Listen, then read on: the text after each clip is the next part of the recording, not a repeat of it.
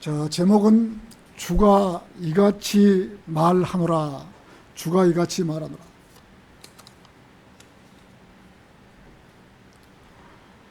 자, 1924년 제8회 올림픽 때 일입니다. 지금부터 딱 100년 전이거든요.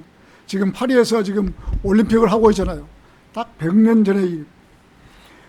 자, 영국 대표 선수 중에 한 사람의 신실한 그리스도인이 있었는데, 그런 단거리 선수, 100m 선수였는데, 자, 1902년에 태어나서 1945년에 생을 마감한 그리스도인이었습니다.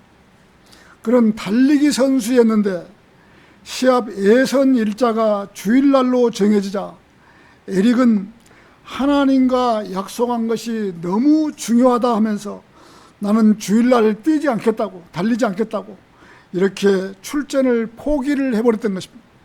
그러니 영국의 그런 이렇게 축구협회 같은 협회에서 어떻게 되겠습니까? 이 금메달 후보였던 이 그의 결장 소식에 영국 국민들은 이 에릭을 보며 옹졸하며 믿음도 없는 사람이 믿음이 있는 척 한다며 하면서 위선자라고 하면서 조국의 명예를 버린 위선자라고 하며 격렬하게 비난도 했던 것입니다. 그러자 영국 올림픽위원회는 400m 출전 선수를 100m 출전으로 바꿔치기를 해서 출전을 하게 했던 것이죠. 자, 에릭은 400m 출전을 시켰던 것입니다. 자, 그가 결승에 나갈 때 그의 손에는, 움켜진 손 안에는 사무엘상 2장 30절이란 이 구절이 적혀 있었던 것이죠. 말씀이 적혀 있었던 것이죠.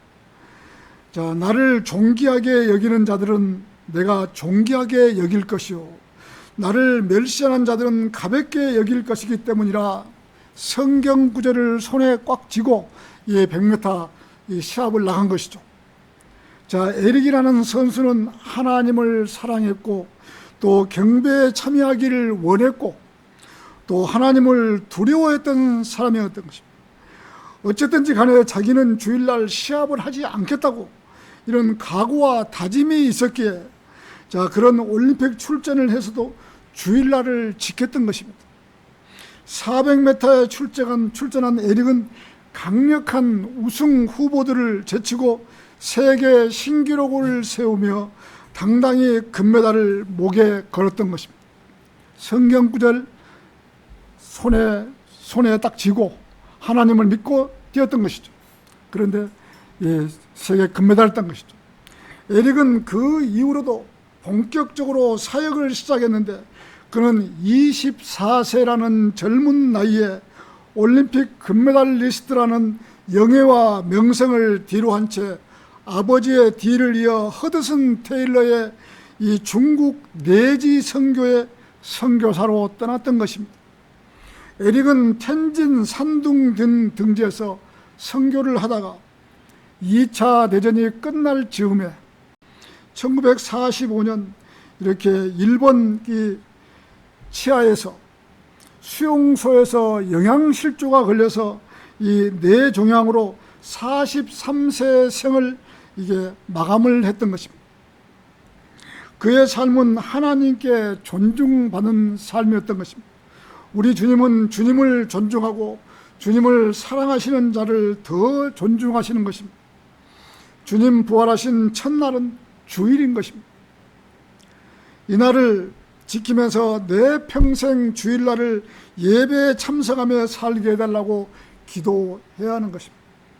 그런 믿음이 있어서 하나님께 서원하고 그렇게 해달라고 하는 것이 그리스도인인 것입니다. 이게 에릭처럼. 자, 주가 이같이 말하노라. 첫 번째, 사람을 신뢰하는 사람. 주가 말하노라라는 단어는 에레미야에서도 169구절이 이렇게 주가 이같이 말하노라라는 단어가 나오는 것입니다. 이렇게 많이 한 구절에 2번씩 나오는 구절까지 포함한다면 더 많은 구절이 169구절에서 주가 말하노라, 주가 말하노라 이렇게 에레미야에게 이렇게 했던 것입니다. 하나님께서. 그만큼 하나님의 명령이 에레미야에서 많이 나오는 것입니다. 주가 이같이 말하노라. 사람을 신뢰하고 육신을 자신의 병기로 삼며 자신의 육신을 무기로 삼지 마라 이거죠. 그의 마음이 주로부터 떠난 사람은 저주받기를 바라노라. 많은 사람들은 인간을 믿고 하나님을 배반하고 떠났지만 얼마 가지 못해서 인간들에게 배반을 당하고 마는 것입니다. 우리들은 젊어서 인간을 믿고 추종했지만 얼마 되지 않아서 등을 돌리게 되는 것이 인간인 것입니다. 세상에 수많은 사람들이 있지만 인간들을 믿어서는 안 된다는 것입니다. 세상에서 믿을 만한 사람이 있어서 사람을 믿고 살았는데 언젠가는 사람을 믿어서는 안 된다는 교훈을 얻게 될 것입니다. 정말 사람을 믿어서는 안 되는 것이죠. 사람 믿고 이렇게 무슨 사업을 한다든가 무슨 영업을 한다든가 이렇게 하다가는 한 방에 날아가는 거거든요. 그래서 절대로 사람을 믿지 말라는 것이죠. 부자지간에도 이렇게 성경 말씀 외에는 믿지 못하는 것이요. 자, 언젠가는 이 교훈을 얻게 될 것. 하나님께서는 오늘이라도 이 땅에 사는 것을 정리하라고 한다면 이 땅에서 일어나는 것을 중단하고 하나님의 명령을 따라야 하는 것입니다. 시편 38편 1절에서는 주가 말하노라. 너의 집을 정리하라. 이는 네가 죽고 살지 못하기 때문이라고 하셨더라고요. 이 하나님께서 인간에게 이렇게 정리하라고 이렇게 명령도 하십니다. 하나님께서는 말씀을 주시려면 꼭 주가 이같이 말하노라라고 구약시대 때는 명령을 주셨던 것입니다. 인간은 때로는 가족을 믿을 수 있고 아니면 회사의 그 누구를 믿을 수 있고 아니면 친구를 또 믿을 수 있는 것입니다. 그러나 그 믿었던 사람이 언젠가는 자기를 외면하고 돌아서면 너무나 허탈한 나머지 많은 상처를 입게 되는 것입니다. 사람을 믿다가 낭패를 당하는 일이 하도 많이 있다 보니까 사람을 믿어서는 안 되는구나. 회사가 영업 때문에 이렇게 좌지우지 이 공사를 이걸 수주를 못하면은 우리 회사가 참 공경에 처한다는 사실을 알았는데 분명히 나에게 공사를 줄 줄 알았는데 위에서 압력이 들어오니까 어쩔 수 없이 다른 사람을 공사 주는 것을 많이 제가 경험을 했거든요. 그래서 절대적으로 사람을 믿어서는 안 된다는 것이죠. 자, 그러나 그 믿었던 사람이 언젠가는 자기를 외면하고 돌아서면 너무나 허탈한 나머지 많은 상처를 입게 될 거예요. 그렇게 믿었던 사람이 외면하고 돌아서면 그때만큼이나 많은 상처를 입고 외면받는 것이 인간인 것입니다. 자, 그 사람은 그렇지 않을 것이다 라고 생각했는데 사소한 일로 외면당하고 자기를 떠나게 되면 가슴에 상처를 남기게 되는 것입니다. 사람들은 세상을 사노라면 이러한 경험을 모두가 다 하게 되는 것입니다. 그래서 사람을 신뢰하지 말라는 것입니다. 어떤 누구도 사람을 신뢰하지 자기 몸을 병기로 삼지 말라는 것입니다. 무기로 삼지 말라. 자기가 아무리 건강하고 해도 자기 몸을 갖고 병기로 삼고 무기로 삼지 말라는 것이죠. 사람은 배반하고 떠나지만 하나님께서는 배반하지 않는다는 것입니다. 내가 아무리 잘못하고 하나님을 배반하고 떠났다가도 다시 회개하고 주께로 돌아오면 하나님께서는 받아주신다는 것입니다. 하나님께서는 인간들처럼 변덕스럽게 하는 그런 하나님이 아니시라는 것입니다. 그 어떤 것도 회개하고 돌아오면 하나님은 받아주신다는 것입니다. 낭패와 실망을 당하고 세상이 좋아서 세상으로 나갔다가 이렇게 허망한 실패를 당하고 하나님께 돌아오면 하나님께서 서슴없이 받아준다는 것입니다. 때로는 자신이 육신의 병기로 자신의 몸을 병기로 삼으며 살 때도 있지만 그러나 아무리 어여쁜이라도 아무리 잘생긴 사람도 늙고 병들고 자신의 육신을 빠져나와야 되는 것입니다. 저 역시도 아무리 몸이 건강하고 어찌다 해도 나의 몸을 빠져나와서 세상을 떠나야 한다는 것입니다. 자신의 육신은 흙으로 돌려줘야 하는 것입니다. 흙에서 나온 것을 먹었기 때문에 흙으로 돌려줘야 되는 것입니다. 인간은 이러한 것을 가지고 자신의 육신을 자신의 무기로 삼아서는 안 된다는 것입니다. 어떤 사람은 세상에 태어나자마자 장님으로 태어나서 앞을 보지 못하는 사람도 있는 것입니다. 이 사람은 자신이 장님으로 태어나고 싶어서 장님으로 태어났겠습니까? 앞에 안 보니 어떻게 할 수가 없는 것이죠. 정말 불우한 환경에서 장님으로 태어났지만 하나님을 알고 믿고 소망 가운데서 살아간다면 가장 행복한 성도로 살아갈 수가 있는 것입니다. 장님은 이 땅에서 앞을 보지 못하고 아무런 세상 낙이 없이 살았지만, 그렇잖아요. 장님에게 무슨 눈에 보이는 게 없는데 무슨 욕심이 있고 가질 수가 있겠어요? 뭐 좋은 핸드백을 하나 가지고 싶겠습니까? 아니면 명품백을 가지고 싶겠습니까? 눈에 보이지가 않는데 어떤 소망이 없는 것이죠. 하나님께서 그런 장님을 그냥 내버려 두지 않는다는 것입니다. 어떻게 해서라도 구원을 받게 해야 되는, 이 장님이 조금만 신경을 쓰면 구원받을 수 있는 길이 열려 있다는 것입니다. 자, 부자와 나사로처럼 몸에 병이 있고 온몸에 헌대가 나서 부자의 식탁에서 떨어지는 부스러기로 배를 채우기를 바라고 세상에 태어난 사람이 어디에 있겠습니까? 다 건강하게 태어나고 다 잘 살고 잘 입고 잘하고 싶지, 못한 사람이 어디에 있겠습니까? 태어날 때부터 이렇게 몸이 불편해서 이렇게 침상에 누워서 일평생 보내려고 태어난 사람이 세상에 누가 있겠습니까? 자신이 어떻게 할 수가 없기 때문에 그렇게 세상을 살 수밖에 없는 것입니다. 지금 이 시대에 실제로 눈에 보이지 않는 장님도 있고 성경 말씀이 하나님의 이룩해 놓으신 사실을 믿지 못하고 믿을 수도 없는 그런 장님이, 실제로 눈이 안 보여서 눈이 안 보이는 장님이 있고, 눈에 보이는데 성경 말씀을 몰라서 실제로 이 영적 장님이 있는 것입니다. 실제로 눈에 보이지 않아서 앞을 보지 못한 장님들은 하나님 말씀으로 구원받는다면 최고의 행운을 얻을 수가 있는 것입니다. 그러나 앞을 보지 못한 장님도 예수 그리스도가 누구신지 그분께서 이루는 사실을 믿을 수 없고 한 번도 복음을 접하지 못했다면 장님이라고 뵐 수 있겠습니까? 불행한 것이죠. 세상에 장님으로 태어나서 이렇게 구원받지 못하고 세상을 떠난다면 그만큼 불행한 사람이 어디에 있겠습니까?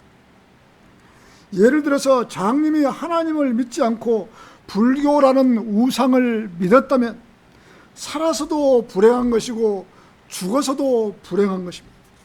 고작 해봐야 인생은 70이여 강건한 80일은 장님으로 살았지만 구원받지 못했다면 영원히 고통 가운데서 살게 되는 것입니다. 그렇잖아요. 우리 조상들도 그때는 이렇게 기독교 문화가 들어오지 않았는데 그 사람들은 어떻게 하겠습니까? 그 사람들 다 지옥에 가겠습니까? 지옥에 간다면 우리 보고 얼마나 욕을 하겠습니까? 그때는 기독교 문화가 안 들어왔는데 어떻게 구원받을 수 있는 길이 열리냐고. 그때는 양심에 호소를 해서 정말 죄를 짓지 않고 불교를 우상을 섬기지 않았다면 길이 있는 것이에요, 하나님께서. 근데 그렇지 않잖아요. 제가 이번 고향에 친구의 모친상을 당해서 다녀왔거든요. 오랜만에 고등학교 동창들을 만나게 되었습니다. 고등학교 졸업하고 처음으로 만난 친구들이 많이 있었습니다. 모두가 다 인생의 험한 경험을 했기 때문에 할 말도 많고 서로의 안부를 묻는 그러한 자리였습니다.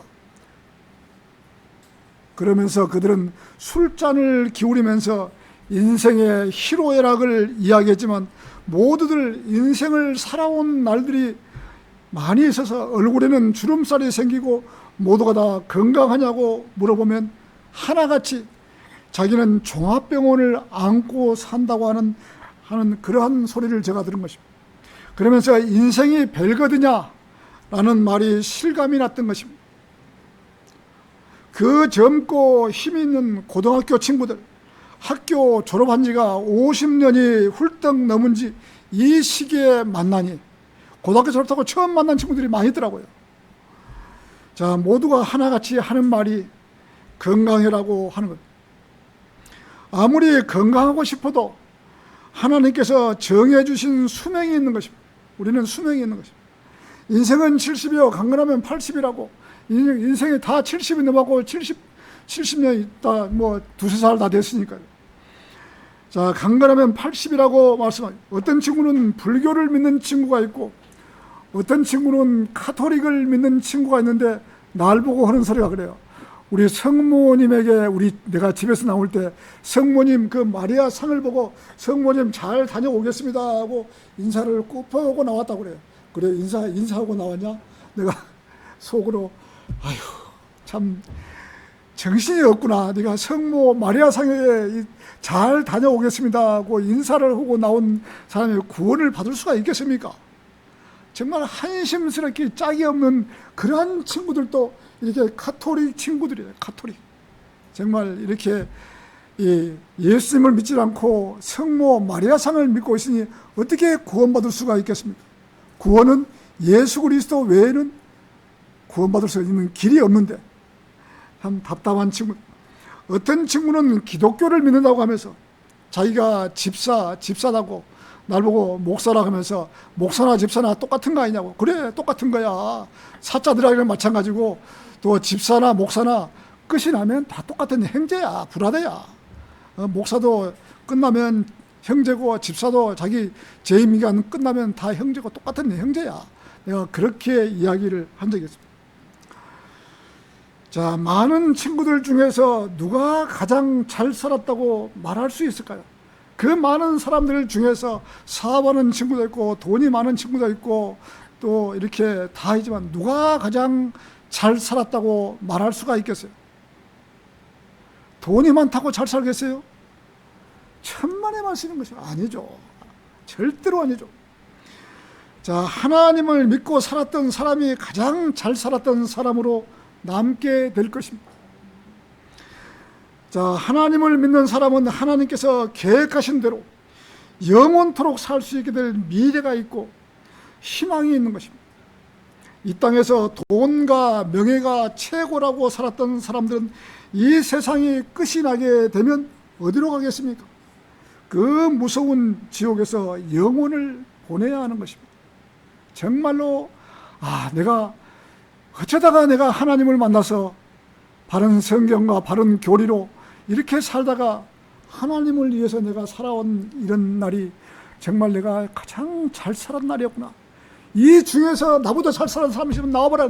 마음속에서 내가 자부하고 정말 이렇게 많은 친구들 중에서 하나님을 믿는 친구가 참 집사 한 명밖에 없었으니 어찌 되겠습니까?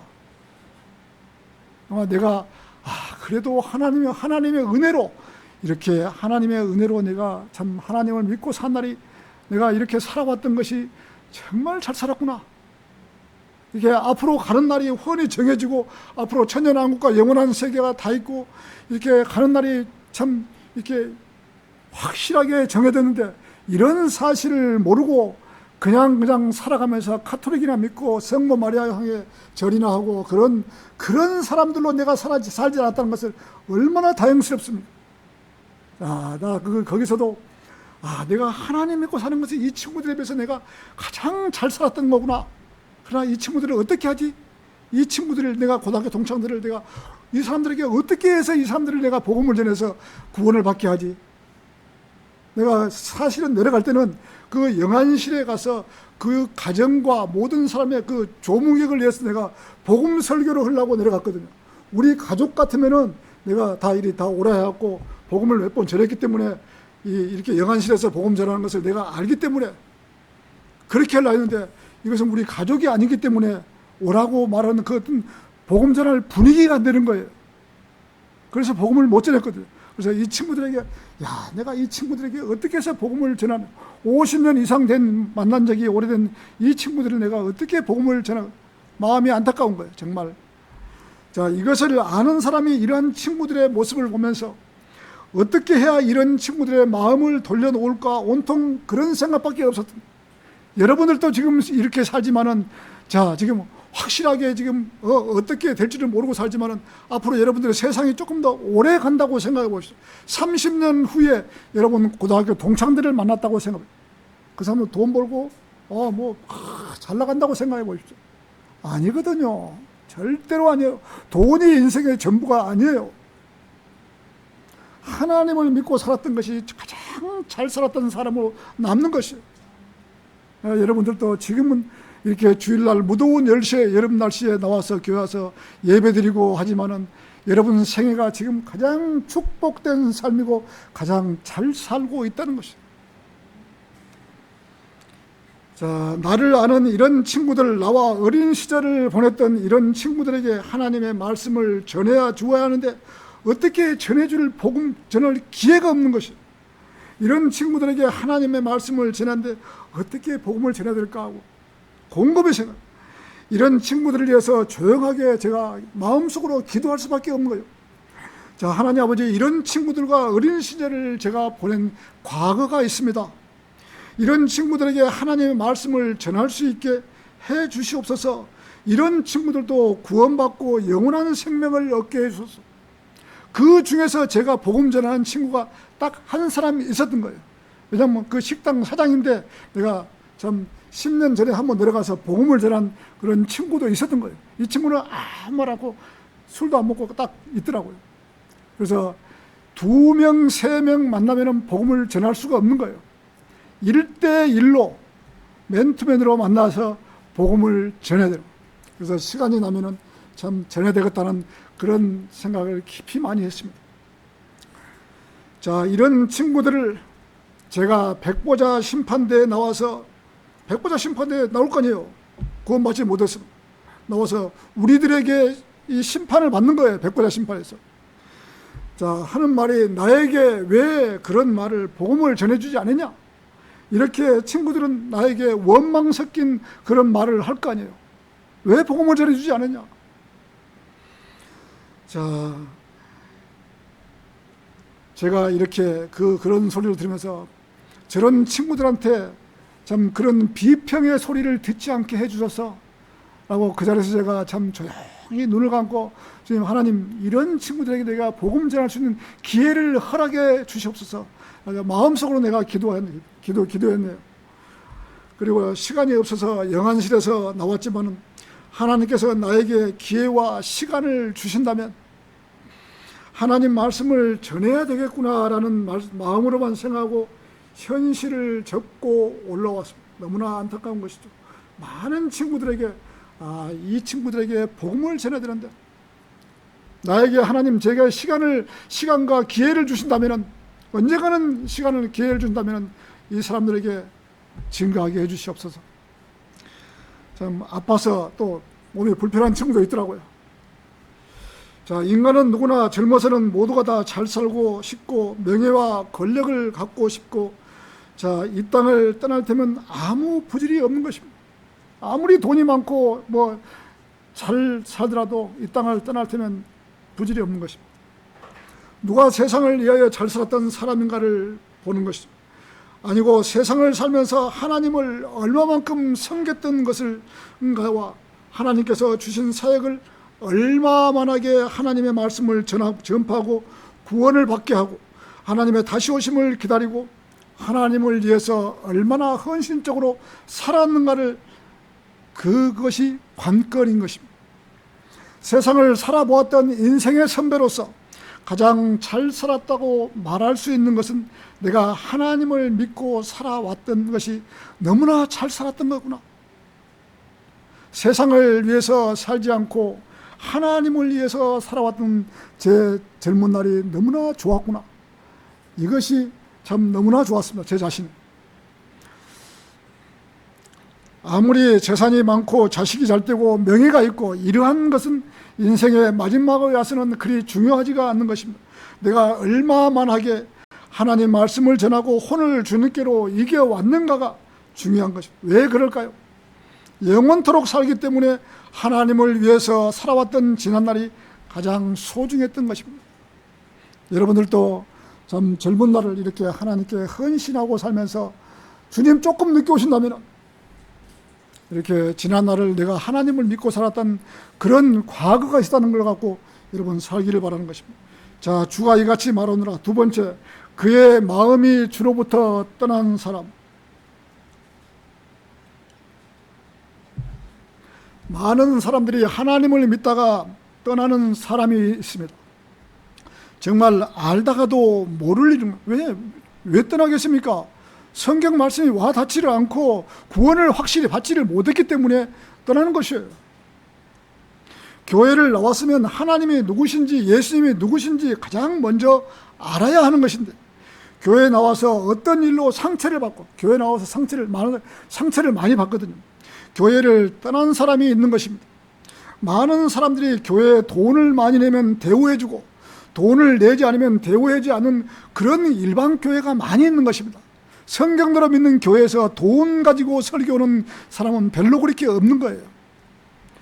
자, 교회 목회자가 돈을 보고 사역을 한다면 그 목회자는 정말로 잘못된 목회자인 거예요.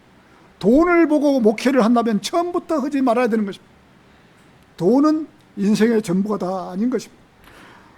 자, 성도가 성경을 알고 자기가 해야 될 일을 알고 헌금도 하면 좋지만 그렇지 못한 사람도 있는 것입니다.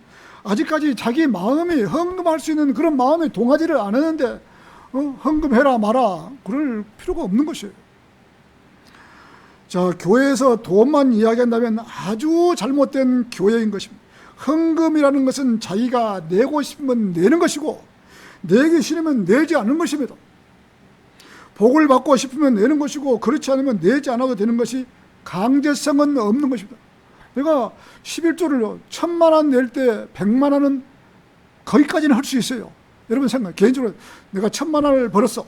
근데 100만 원은 낼 수 있어요. 100만 원 벌었고 10만 원은 낼 수 있고 1,000만 원까지 낼 수 있어요. 근데 1억을 벌었어. 1억을 벌었는데 1,000만 원을 내려니까 돈이 아까워. 그래서 믿음 있는 사람은 여기까지도 할 수 있어요. 근데 10억을 벌었어.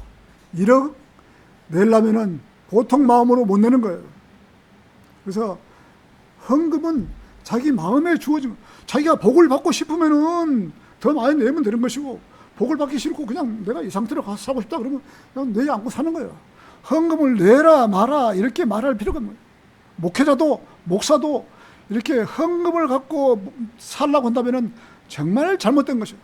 내가 이 헌금에 대해서, 돈에 대해서 욕심났으면은 내가 사업을 하지 왜 여기 와서 사역을 하겠습니까? 예, 절대로 목회자는 돈을 보고 달려서는 안 된다는 것이죠. 제가 지금까지 여러분들에게 11조나 헌금에 대해서 말한 적이 없다고 봅니다. 한 번도 뭐 11조를 내라, 헌금을 내라 이렇게 말해본 적이 없다고 생각합니다. 그것은 자유입니다. 돈이 부족하면 내가 하나님께 기도하는 것이지, 이 성도들 보고 돈을 내라, 예, 이건 아니거든. 성도가 돈을 내고 안 내고 그런데 신경 쓰면 안 되는 것입니다. 목회자가 돈이 욕심이 나면 목회를 하지 않고 사업을 해야 하는 것입니다. 목회자는 성도들에게 진리의 지식을 가르쳐서 성경 말씀을 더 많이 알 수 있도록 해야 하는 것이 목회자가 해야 할 일입니다. 그런데 우리나라 교회들이 하도 많은 교회에서 목회자가 돈 때문에 성도들에게 상처를 주니까 그것이 문제가 되는 것이죠. 이렇게 돈 도는 목사는 자기 밖에 나가 사업해야 되는 것이죠. 마음이 주를 떠난 사람은 저주를 받는다고 하신 것입니다. 시편 119편 10절에서 12절은 제가 온 마음으로 주를 찾았나이다. 오, 제가 주의 명령들에서 떠나 방황하지 아니하게 하소서. 제가 당신의 말씀을 제 마음속에 간직하였사오니 제가 당신을 대적하여 죄를 짓지 아니하려 함이니이다. 오 주여, 당신께서 찬양을 받으시나이다. 당신의 규례들을 저에게 가르치소서. 성도는 모름지기 온 마음으로 주를 찾아야 하는 것입니다. 주의 명령들을 떠나 방황하지 않게 하소서.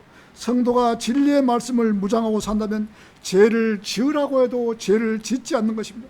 마귀의 꼬임에 넘어가서 죄를 지을 수밖에 없는 상황인데도 그 죄에서 빠져나오는 것이 그리스도인인 것입니다. 그의 마음이 하나님의 말씀을 받아들인다면 구원을 받을 수 있고, 그의 마음이 하나님의 말씀을 믿지 못한다면 구원을 받지 못하는 것입니다. 로마서 10장 9절 말씀대로 내가 만일 너의 입으로 주 예수를 시인하고 하나님께서 그분을 죽은 자들로부터 살리신 것을 네 마음에 믿는다면 네 마음에 믿는다면 구원을 받으리라. 못 믿으면 못 받는 것이죠. 마음에 믿는다면, 이는 사람이 마음으로 믿어 의에 이르고 입으로 시인하여 구원에 이르기 때문이라. 이처럼 사람의 마음은 대단히 중요한 것입니다. 하나님을 믿을 수 있는 믿음도 있는 것이고, 하나님을 믿지 않는 믿음도 마음도 있는 것입니다. 어떻게 안 믿어지면 어떻게 할 수가 없는 것이죠. 이렇게 구원파에서도 7년 동안 구원을 받지 못하고 자기가 사역을 하면서 구원받았다고 그래요. 그 사람은 그러면 이렇게 사역자가 목사가 될 때까지 구원을 받지 못하고 이렇게 안 믿어졌다는 계산이에요. 근데 어떻게 사역자를 하겠습니까? 그래서 사람의 마음은 이것을 믿느냐 믿지 않느냐, 영혼을 지옥에서 보낼 것인가 아니면 천국에서 보낼 것인가 본인이 정하는 것입니다. 이렇게 마음은 종이 한 장 차이보다 더 얇은 것입니다. 그래서 사람들의 마음은 영혼을 어디서 살 것인가를 정하는 것입니다. 그 정도로 마음이 중요한, 마음으로 믿고 입으로 시인해야 되는데 마음이 안 믿어지면 어떻게 할 수가 없는 것이죠. 제 앞에서 내가 이것을 할 것인가 말 것인가를 정하게 되는 것입니다. 그리스도인은 성경 말씀을 읽어야 하고 암송도 해야 하는 것입니다. 그래야 어떤 문제 앞에 섰을 때 마음에서 우러나오는 성경 말씀 때문에 함부로 죄를 짓지 못하고 돌아서게 되는 것입니다. 고린도후서 3장 3절에서는 너희가 우리에 의하여 섬긴 바 된 그리스도의 서신이라는 것이 명백하게 공개되었습니다. 이 서신은 잉크로 된 것이 아니라, 잉크로 기록된 것이 아니라 살아계신 하나님의 영으로 기록되었으며 돌판들에 기록된 것이 아니라 살과 같은 마음판에 기록된 것이라고 했습니다. 마음에 기록이 되어 있기 때문에 함부로 세상을 살지를 못하는 것입니다. 이런 말씀이 마음판에 기록이 되어 있지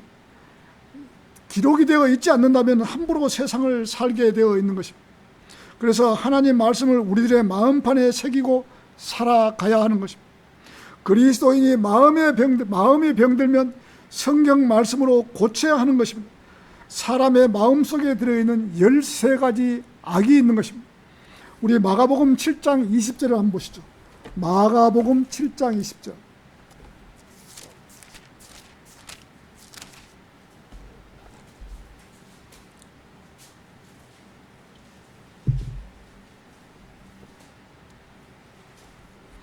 이어서 그분께서 이같이 말씀하셨느니라. 그 사람에게서 나오는 것, 그것이 그 사람을 더럽히는 것이 아니라. 자, 이는 속에서, 곧 사람들의 마음속에서 악한 생각들과 간음들과 음행들과 살인들과 도둑질과 탐욕과 사악함과 속임수와 음란과 악한 눈과 신성모독과 교만과 어리석음이 나오기 때문이라. 이 모든 악한 것들이 속에서 나와 그 사람을 더럽히느니라. 아담의 후손들은 누구나 자기 마음속에 이런 죄가 꽈리를 틀고 있는 것입니다. 악한 생각들과 간음들과 음행들과 살인들과 도둑질과 탐욕과 사악함과 속임수와 음란과 악한 눈과 신성모독과 교만과 어리석음, 이 인간들은 마음속에 이런 것이 있다가 어떤 기회가 오면 바로 밖으로 나오게 되어 있는 것입니다. 우리 조금 앞에 마가복음 7장 18절에서 18절은 손도 씻지 않고 사람의 입속으로 들어가는 것이 더러운 것이 아니고 사람 속에서 밖으로 나오는 것이 더 악하다고 하십니다. 설령 손을 좀 씻지 않고 음식을 먹었더라도 그것이 나온 것이 더러운 것이 아니라 이거죠. 모든 문제는 마음으로부터 나오는 것입니다. 마음에 없는 말을 입으로 할 수 없는 것입니다. 자기 속에 그런 마음이 있기 때문에 마음에서 생각했던 것이 입으로 나오는 것입니다.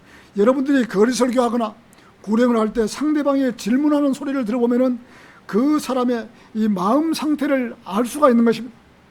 질문 딱 들어보면은 수준이 어디까지라는 것을 갖다가 벌써 여러분 길거리에서 물어보면 이 사람 구원 받겠구나 못 받겠구나 단번에 알 수 있는 것이죠. 모든 문제는 마음에서 나오는 것입니다. 잠언 4장 23절에서는 열심을 다하여 너의 마음을 지키라. 이런 인생의 문제들이 거기서 나오기 때문이라. 인생의 문제가 거기서 마음에서 나오죠. 왜곡된 입을 너에게서 치워버리고 삐뚤어진 입술을 너에게서 멀리하라. 열심을 다하여 마음을 지키고 주님을 헌신적으로 섬겨야 하는 것입니다. 마음이 삐뚤어지면 하나님으로부터 멀리 떨어지게 되어 있고 점차적으로 하나님을 외면하게 되고 말씀도 보지 않게 되고 기도도 하지 않고 교회에 나오는 것이 부담스럽고 멀리 떠나게 되어 있는 것입니다. 그렇기 때문에 자기의 마음을 잘 다스려야 하는 것입니다. 자기 마음에 이게 생각을 잘해야 되는 것이죠. 우리는 이 땅에 잘 살려고 하나님을 믿는 것이 아닙니다. 이 땅에서 오래 살지 못하기 때문에 하늘에 유업을 쌓아두어야 되기 때문에 이 하나님을 믿는 것입니다. 그래서 자기 마음을 잘 다스려야 하는 것입니다. 산상수훈이라고 하는 이 마태복음 5장 8절에서도 마음이 순수한 자들은 복되나니 그들이 하나님을 볼 것이요 천년왕국의 헌법이는 천년왕국의 헌법이 마태복음 5장에서는 자 산상수훈에서도 마음이 순수한 자들은 복되나니라고 되어 있는 것입니다. 하나님을 믿지 않는 사람이 순수해봐야 얼마나 순수하겠습니까? 하나님을 믿는 사람이 마음이 순수해야 하는 것입니다.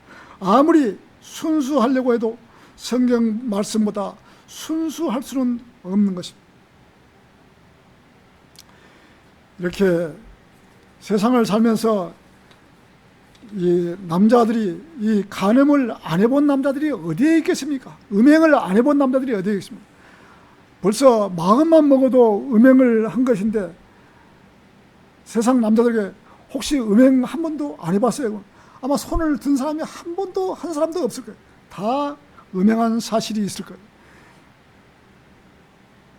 자, 마태복음 5장 27절에서는 너희가 옛 시대의 사람들에게 언급된 것이 들어왔으니 너는 간음하지 말지니라 한 것이라. 그러나 나는 너에게 말하노니 누구든지 어떤 여자를 보고 정욕을 품는 자는 이미 자기 마음속으로 그녀와 간음한 것이라. 마음속으로 이게 품기만 해도 음욕을 품기만 해도 벌써 죄가 된다고 했잖아요. 성경은 이렇게 말씀하고 있는데 세상 모든 남자들이 마음속으로 정욕을 품어보지 않는 남자가 어디에 있겠습니까? 이미 마음으로 정욕을 품었기 때문에 간음을 한 것입니다. 그래서 마음을 순수한 마음으로 살아가라고 하신 것입니다. 이러한 법을 지금 이 시대에 지키지 못하는 것입니다. 어떻게 이 법을 지키겠습니까? 이것이 천년왕국의 헌법인 것입니다. 천년왕국의 헌법. 우리가 지키는 법이 아니고 천년왕국의 백성들이 육신의 몸을 입고 살아갈 백성들이 지키는 헌법이에요. 헌법. 자, 물론 그때는 마귀를 다 잡아서 가두어 버렸기 때문에 지옥에다가 다 가두어 버렸기 때문에 이 땅에는 마귀와 그 어떤 악한 영도 없는 것입니다. 모두 잡아서 가두어 버렸기에 죄를 짓지 않고 살 수 있는 것입니다. 하지만 인간들은 아담으로부터 받은 죄성이 있기 때문에 만일 사람이 천년왕국에서 죄를 지으면 지옥으로 산채로 던져버리는 것입니다. 이렇게 무서운 것이 바로 이 천년왕국의 헌법인 것입니다. 인간은 악한 사람도 있고 선한 사람도 있는 것입니다. 천성적으로 악한 사람도 있는 것입니다. 발톱을 숨기고 살다가 어느 날 발톱을 드러내는 것입니다. 이런 것도 모두가 다 사람의 마음에서 나오는 것입니다. 사람의 마음은 악한 마음이 있지만 그것을 얼마나 자제하고 사느냐, 그 사람의 인격을 판단하는 것입니다. 그래서 마음을 곱게 써야 하는 것입니다. 마음을 죄를 짓지 않게끔 곱게 써야 하는 것입니다. 우리나라 노래도 마음이 고와야 여자지라는 노래도 있듯이 마음이 곱게 자꾸 하려고 노력을 해야 된다는 것이죠. 어떤 성질나는 부분이 또 금방 성질을 냈다가도 어떻게 하겠습니까? 인간인데 마음을 곱게 자제를 해야 되는 것이죠. 자, 그러나 그 사람이 얼마나 자제하고 인내심을 갖고 사느냐가 관건인 것입니다. 7년 대환란 때는 다섯째 천사가 호리병을 쏟을 때 그들은 아픔으로 인하여 자신들의 이 혀를 깨물었고 얼마나 괴로웠으면 우리가 오전에 성경 공부도 했잖아요. 호리병을 이렇게 부으니까 혀를 깨물고 있잖아요. 계시록 16장 11절에서는 자신들의 아픔들과 자신들의 헌대들로 인하여 하늘에 하나님을 모독하였으며 자신들의 행실들을 회개하지 아니하였더라 라고 기록하고 있는 것입니다. 얼마나 고통스러우면 자기들의 혀를 깨물면서 돌이키지 않는 것입니다. 이것이 인간이 그런 것입니다. 그 고난을 겪으면서도 자기들의 잘못을 뉘우치지 않고 회개하지 않고 하나님 편으로 돌이키지 않고 악한 생각만 하는 것이 인간들의 추한 모습인 것입니다. 남자가 남자를, 여자가 여자를 추한 모습으로 동성연애를 하면서 창피한 줄도 모르고 그렇게 살고 있는 것입니다. 우리나라도 이제는 동성들이 살 수 있도록 의료보험에서도 남자끼리도 허락을 하신 거예요. 참 세상에 이런 나라가, 우리나라가 이런 나라가 돼버린 거예요. 가족으로 인정을 해주었던 것이죠. 이번에 가족으로 인정을 해주었잖아요. 남자들 둘이 살아도 가족으로 인정해주고 여자들 둘이 살아도 가족으로 인정을 해주는 그러한 나라가 돼버린 것이죠. 자, 이 정도로 타락했으면 마지막 때가 되지 않았어요. 이 이상 타락의 길로 갈 수가 있을까요? 한심스럽게 짝이 없고 하나님께서 가장 싫어하는 추한 모습으로 살면서 회개하지 않는 인간들은 하나님께서 가만히 보고 계실까요? 절대로 가만히 보고 계시지 않는 것입니다. 소돔과 고모라가 멸망할 때 2명의 천사가 이 롯의 가족을 구하려고 소돔성에 들어왔을 때 온 동네 사람들이 그 남자들을 2사람을 내놓으라고 하고 그 문을 부수고 난리였잖아요. 자, 곧바로 유황불이 내려서 소돔성을 멸한 것처럼 마지막 때에도 이와 똑같이 가증한 행위를 하는 사람들이 나올 것입니다. 이스라엘을 괴롭히는 나라 필리스타인, 지금은 팔레스타인이라고 그러더라고요. 무장단체 하마스, 레바논의 이 헤즈볼라, 시리아 후티 반군들, 이란의 하메네이 대통령이 이번에 대통령 취임식을 할 때 저녁 때 잠자고 있는 그 호텔에 이 하마스의 수장 하니에가 호텔에 잠자면서 피살을 당했고, 레바논의 베이루트도 공격을 해서 헤즈볼라의 최고의 군수 통치자를 제거를 했던 것입니다. 이스라엘 바로 머리 위에가 레바논이거든요. 레바논의 최고 군수 통치자를 갖다가 사살을 해버렸던 것이죠. 하마스의 또 1인자, 이란의 대통령 취임식 한 날 죽여버렸고, 이렇게 지금 이스라엘에서 자꾸 죽이는 것이죠. 자, 이렇게 하는 것은 무엇이겠습니까?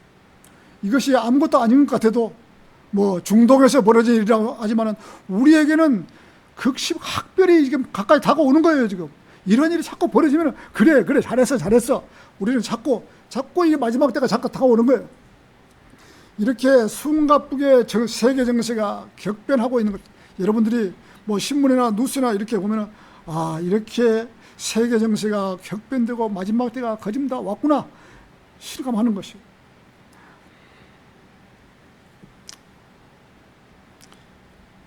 이렇게 이스라엘을 공격했던 나라들이 수모를 당하고 있는 것입니다. 이스라엘이라는 나라는 우리나라 강원도만큼 적은 나라가 주위의 모든 나라들을 공격하고 있으니, 주위 나라들로 봐서는 조그마한 나라가 저렇게도 당차게 공격을 하고 있으니 기가 막힐 노릇인 것입니다. 이스라엘 주위에 그 많은 나라들이 있으면서 조그마한 이스라엘 나라 한 나라에 당하고 있으니 그 나라들이 가만히 있지를 못하는 것입니다. 5차 중동 전쟁이 일어날 수밖에 없는 것입니다. 이스라엘 나라 뒤에는 하나님이 계시다는 것을 알지 못하기 때문에 그 주위의 나라들이 다 까불고 있는 것입니다. 저렇게 계속 전쟁을 하다가 어느 날 전 세계가 하나가 되어 이스라엘을 공격하러 들어올 것입니다. 그것이 7년 대환란 막바지에 일어나는 아마겟돈 전쟁입니다. 이제 이 상태로 계속 가는 것이에요.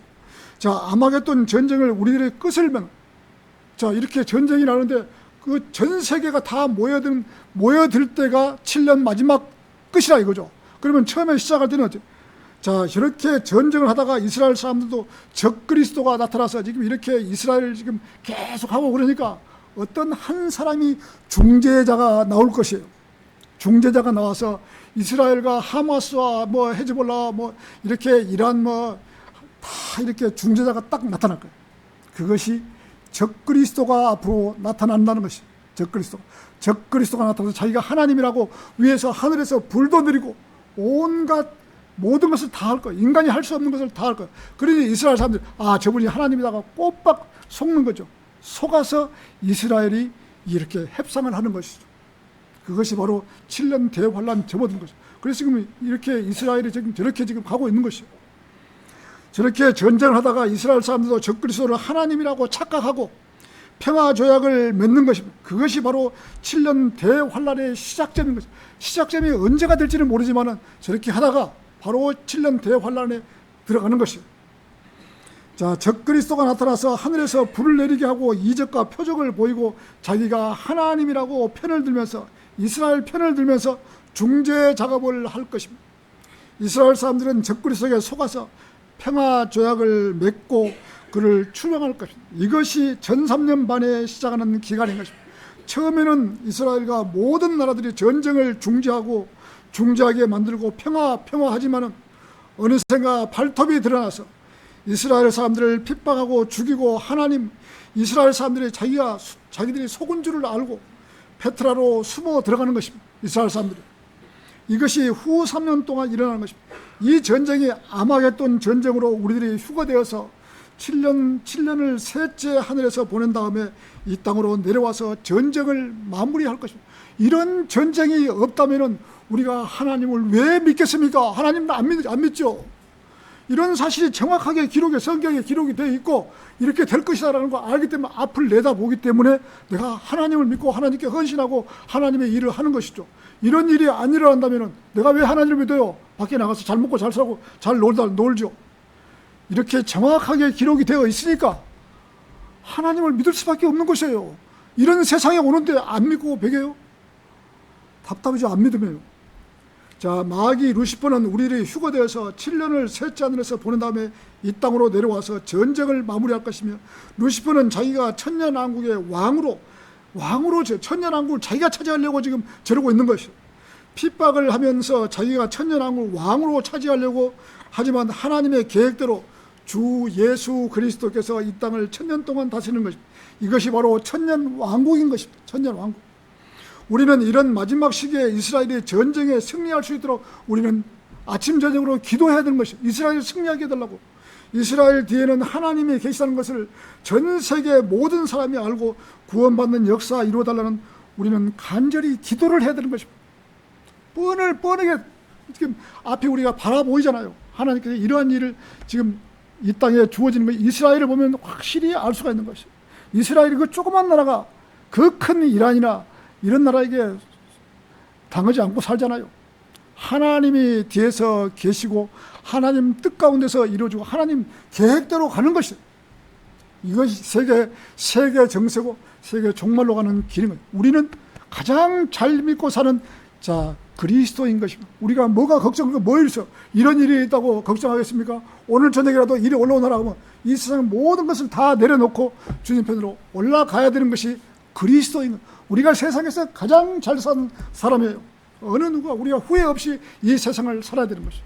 우리가 여러분 몇 번 이야기하지만 세상에서 우리처럼 잘 사는 사람이 없다는 것이에요. 이렇게 하나님 믿고 산다는 것이 얼마나 다행스럽고 감사한 일 모르는 것이에요. 자, 설교를 마치겠습니다.